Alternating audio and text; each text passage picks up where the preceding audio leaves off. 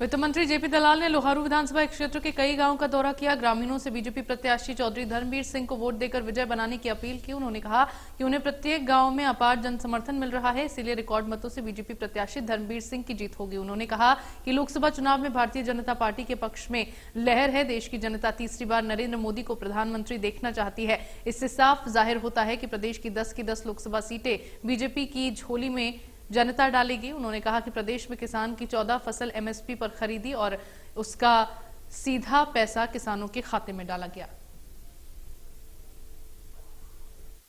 गांव के चौक में जाकर के मैं अपने भाइयों से, किसानों से प्रार्थना कर रहा हूं कि तीसरी बार मोदी जी को प्रधानमंत्री बनाएं, तीसरी बार यहां के सांसद धर्मवीर जी को लोकसभा में भेजें, जिससे कि एक जो विकास की नीतियां हैं, किसानों को पानी मिल रहा है, अच्छा भाव मिला है, मंडियां अच्छी चली है, बिजली ठीक मिली है, बगैर भेदभाव के काम किया है, ये नीतियां चलती रहें। और यहाँ के किसानों का मुझे उम्मीद है कि आशीर्वाद हमें मिलेगा और जो लाभ इनको मिला है, जो सुधार के काम हुए हैं, उस पर ये मोहर लगाए।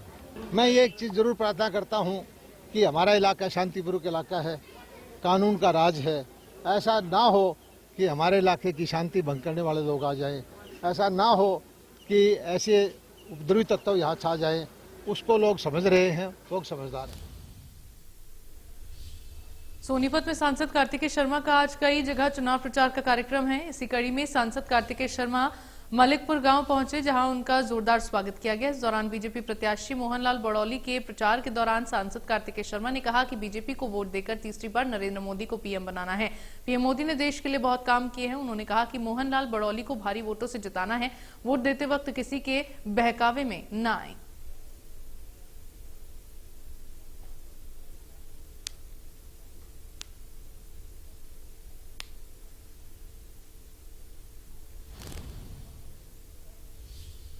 और वहीं अनुसूचित जाति और पिछड़ा वर्ग के सम्मेलन में हरियाणा कांग्रेस कमेटी के प्रभारी दीपक बावरिया शामिल हुए। भिवानी महेंद्रगढ़ लोकसभा कांग्रेस उम्मीदवार राव दान सिंह के समर्थन में वोटों की अपील की। इस दौरान उन्होंने बीजेपी पर निशाना साधा और कहा कि हरियाणा में प्रजा और मोदी की लड़ाई है। हरियाणा की प्रजा मोदी को हटाना चाहती है।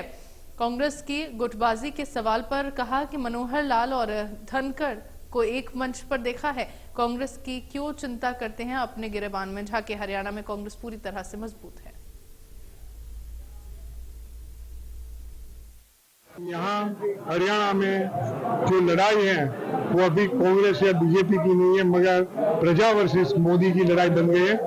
ये हरियाणा की प्रजा मोदी को हटाना चाहती है, उसको पराजित करना चाहती है और इसके लिए एक सम्मति बन चुकी है। चौथे चरण में भी भारतीय जनता पार्टी अगले 3 चरण में जैसे पिछड़ गई, आज भी पिछड़ जाएगी। मैं इनसे पूछता हूँ कि धनखड़ जी और खट्टर को आपने कभी एक प्लेटफॉर्म पे देखा?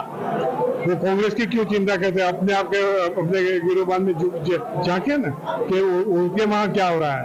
आज भारतीय जनता पार्टी की परिस्थिति वो है कि वो कितना भी प्रचार कर लें, उनके पास बूथ पर बैठने के लिए वर्कर भी अवेलेबल नहीं है। मेरी बात आप जाके कोई भी जो है उसकी खराई कर सकते हो। कांग्रेस जो है 200 पार हो जाएगी, 250 पार इंडिया अलायंस हो जाएगा।